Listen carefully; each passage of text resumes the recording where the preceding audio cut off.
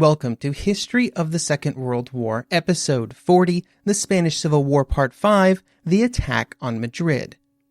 After the failure of the coup, the Nationalists knew that they had to start making progress if they wanted to ensure that they were capable of carrying the war forward. They needed to expand the territory under their control for political, military, and economic reasons, but also for diplomatic and propaganda reasons as well. There were many paths that they could take if they wanted to at this juncture. There was a lot of Republican territory that could be targeted.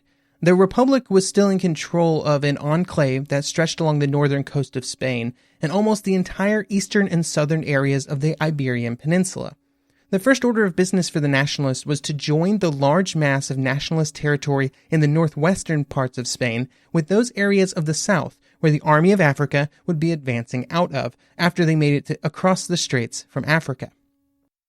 After these two pieces of territory were joined together, the next target was somewhat obvious: Madrid.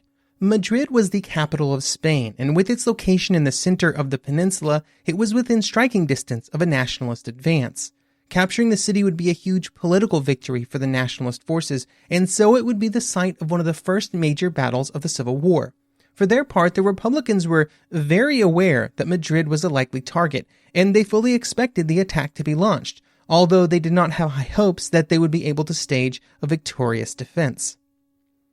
The most important tool that the nationalist cause possessed in the early months of the war was the Army of Africa. It was made up of troops and officers with more experience than any other military formation in Spain, and they were able to cross over to Spain thanks to the help of German and Italian aircraft.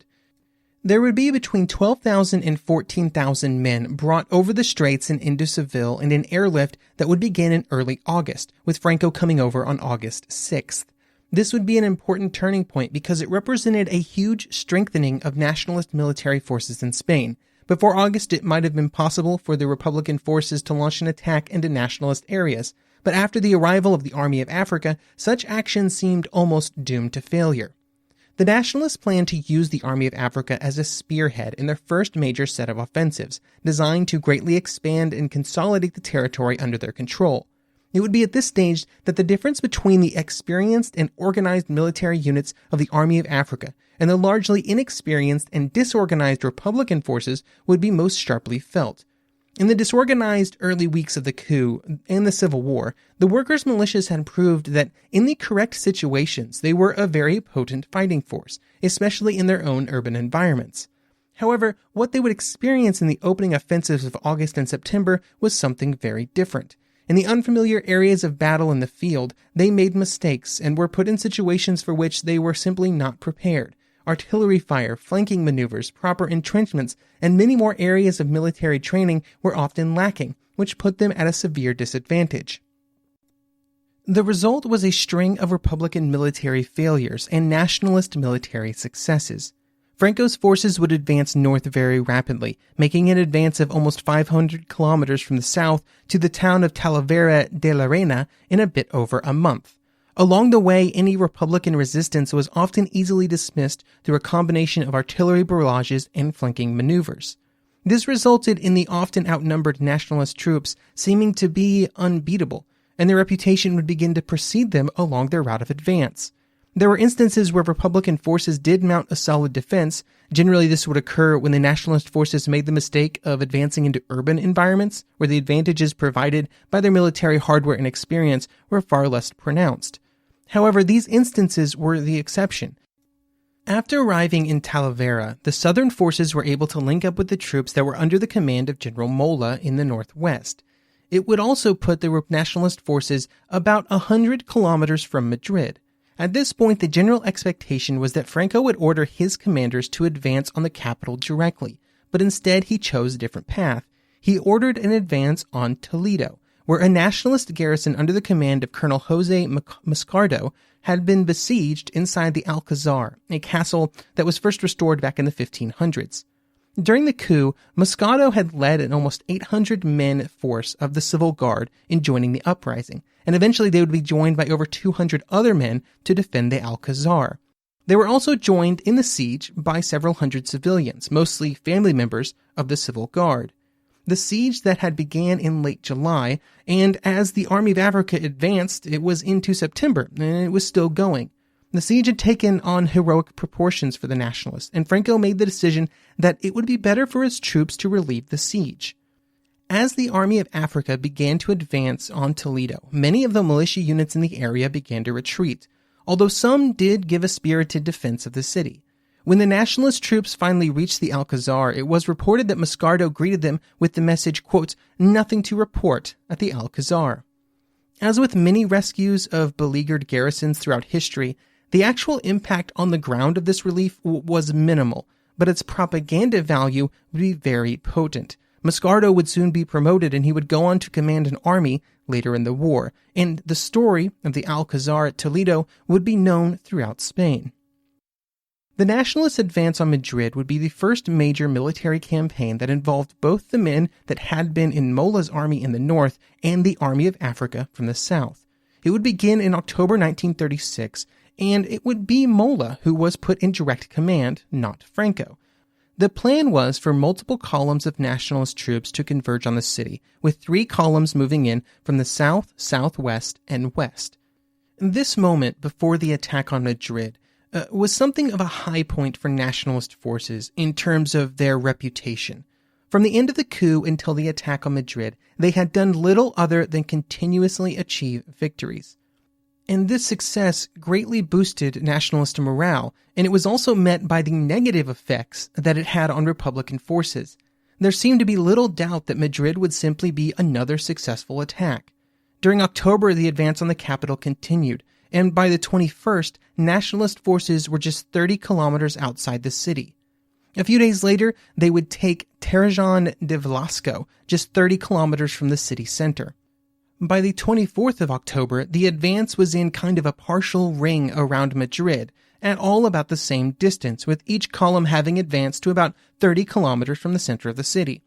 On the 23rd of October, the first bombing attacks on Madrid would be executed by German aircraft. It was at this point that the final preparations for the attack on the city began, although there was a slowing of the advance as these preparations took place. This included the organization of food convoys behind the front, with Nationalist optimism being so high that they were just operating under the assumption that these convoys would soon be moving into the city that was in Nationalist hands. The months of September and October had been frantic times for the Republicans. They had been trying to do something to slow the Nationalist advance, and there was little doubt in their minds that the next target was Madrid. This would also be the period during which the first major efforts were made to morph the militia columns, which had been such a large part of the Republican military effort, into more traditional military units. This included the establishment of the mixed brigade concept, which was made up of 4,000 men and would become the primary Republican unit during the war. More men would also be mobilized specifically for the defense of Madrid. There was also many efforts put into not just making the men available, but also boosting their morale as much as possible. For example, on October 28th, Caballero would take to the radio in a radio broadcast which would state, quote, "Listen to me, comrades. Tomorrow, 29th of October, at dawn, our artillery and our tanks will open fire on the enemy." Now, he was not lying with this statement, and in fact, the next day, 15 T-26 tanks, which have arrived from the Soviet Union, would attack near Cesena, to the southwest of Madrid. The T-26 was a very capable tank, at least in comparison to any other tanks around the world. The Soviets had also sent technical and knowledgeable officers under the command of Captain Pavel Armin.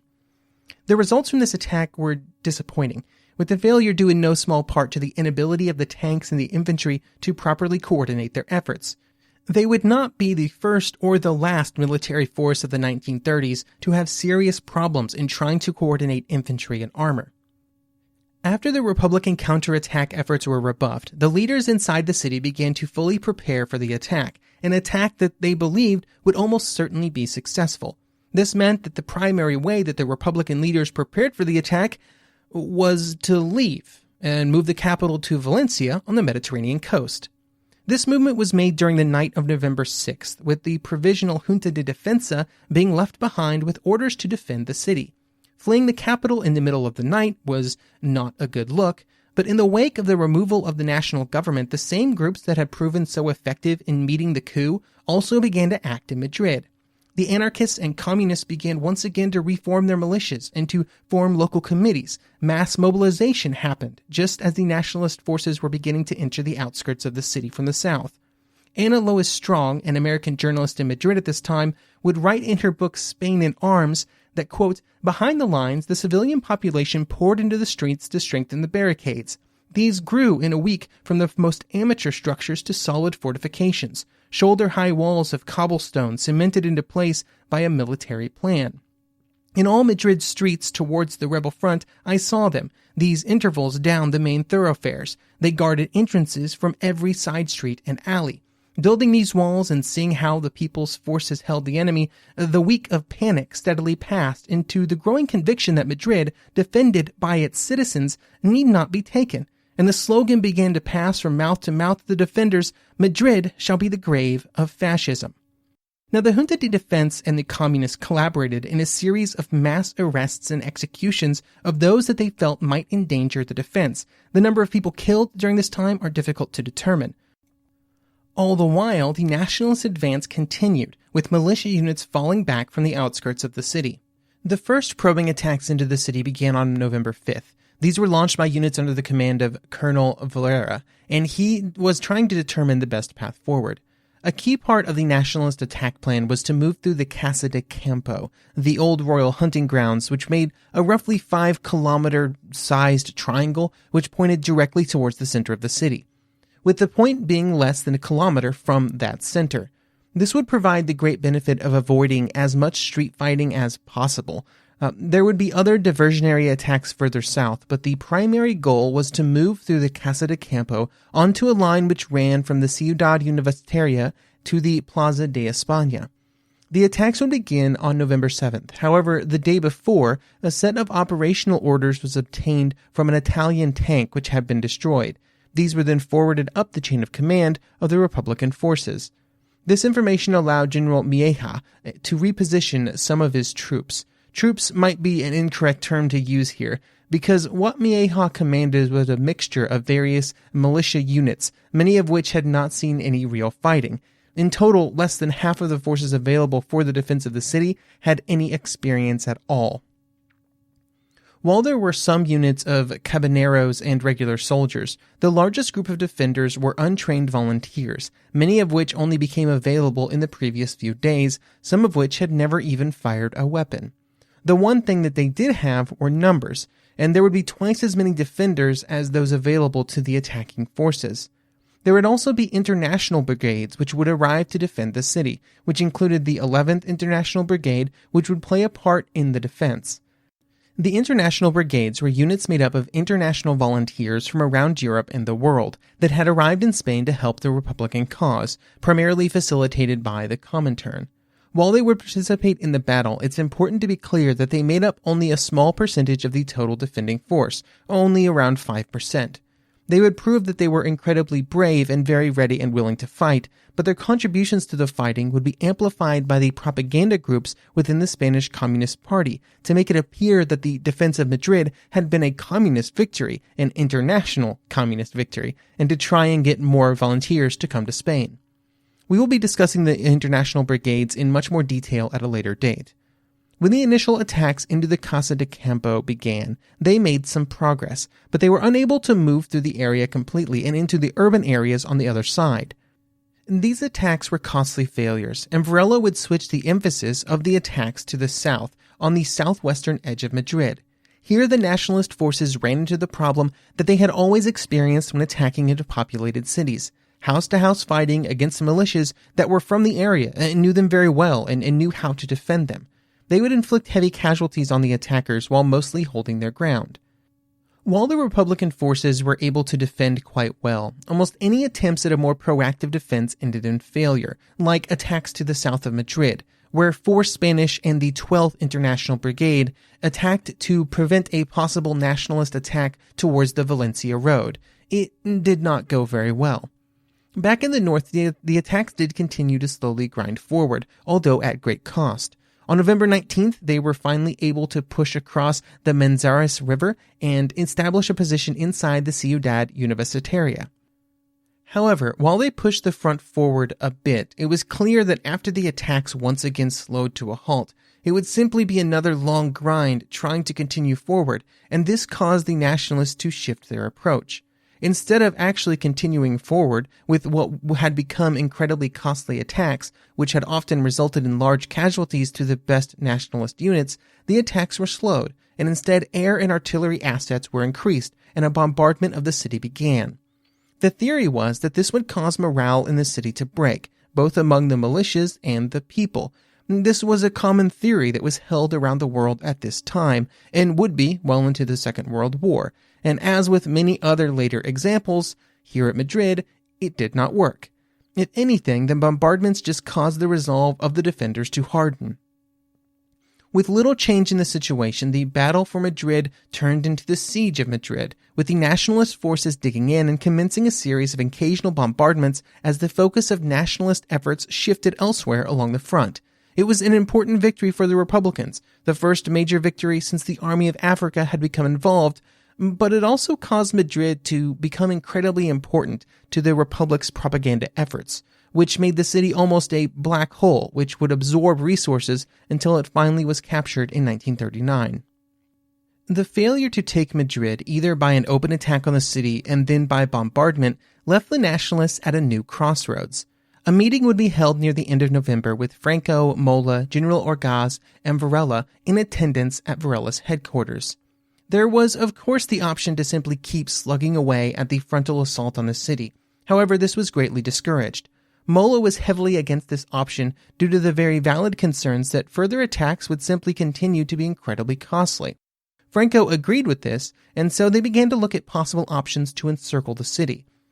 There were two options. They could either move south of the city across the Jarama River, or they could attack to the north, which was the path that they chose. We'll come back to that southern route across the Jarama River in a few episodes.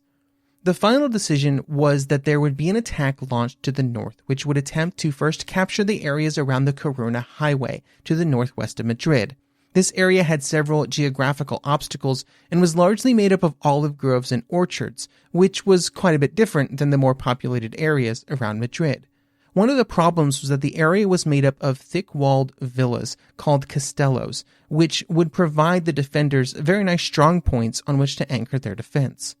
The initial forces available for the attack were about 17,000 men in 3 columns, which would be thrown into the attack on November 29th. They were facing a much larger group of Republican units, which had been combined into the Central Army near the end of October. The resulting Second Battle of the Coruna Highway would be a lengthy ordeal, which would span into the early weeks of January. The initial attacks would catch some Republican units off guards, and some units would break completely, often as a result of their neglected defensive preparations, which was very common. However, in some other areas, the attacks did not do quite as well, and in very few cases did these attacks actually achieve their often very lofty objectives. Throughout the process, new nationalist attacks would be ordered, like on December 7th, when Franco ordered a surprise attack to be launched to try and continue the advance forward, hopefully all the way to a position between the Sierra de Guadarrama and Madrid. However, when this attack was launched, an operation that was heavily dependent on surprise, it was met with a thick fog that made it challenging for the attack to be launched. It would only really get started 3 days later on December 16th, but then, shortly thereafter, fog once again returned. By the time that the fog lifted once again on December 19th, the element of surprise had been completely lost. Republican reinforcements had already arrived. Another attempt was made on New Year's Day, and with another advance involving about 12,000 men and 30 tanks in this occasion. The Corona Highway was actually approached, and finally on January 6th, the Corona Railway was cut to the west of Puzello. On January 8th, Aravaca was taken by another nationalist attack. However, they were unable to move to the north of the highway. They were just kind of stuck on it. As January continued, the weather became a greater and greater obstacle. It was dropping to freezing on January 11th when another attack was launched. While another further small advance was made, it did nothing to greatly change the overall situation. Then the battle finally ended in mid-January, and nationalist attempts to encircle the city and to cut it off from the resources from the north was unsuccessful. They had captured a solid stretch of the Coruna Highway, but had failed to make further progress. Casualties had been heavy, with Orgaz claiming that his units had suffered 15,000 casualties, although that number might be exaggerated. Republican casualties were probably between 6 and 15,000, with a lot of variability there, due to some concerns that numbers were once again purposefully inflated. However, on both sides, fresh troops began to arrive, which caused the entire situation north of Madrid to solidify. The failure of the Coruna attacks meant that both sides were in for a lengthy bit of fighting around Madrid. Now, the attack on the city directly had failed, and the first attack to the north had also failed. Now, the Nationalists weren't done yet, but it was going to take some time. On the Republican side, the transition of the militias into a more organized military force continued, with the mixed brigade system being implemented in more and more units. However, there were many issues with equipment which still remained. This was felt very clearly during the winter months when the Republican soldiers, often with little more than a rifle, ammunition, and a blanket, were defending poorly constructed defensive works around Madrid. They had performed far better than many had expected up to this point, but it remained to be seen whether the success could continue. On the Nationalist side, they were concerned far more about expanding the troops that they had. By the final months of 1936, they had been able to bring the total number of Nationalist forces up to about 200,000, with about 60,000 of that number coming from the Army of Africa and new recruits from Morocco. The rest were made up of Nationalist militia units, volunteers, and a growing number of conscripts. The militias, mainly Carlists and Phalangists, would need to be incorporated into the military establishment, much like on the Republican side, but the Nationalists would do a far better job of that. Next episode, we will focus on a very important topic for both the Nationalists and the Republican war efforts as 1937 began: international influence.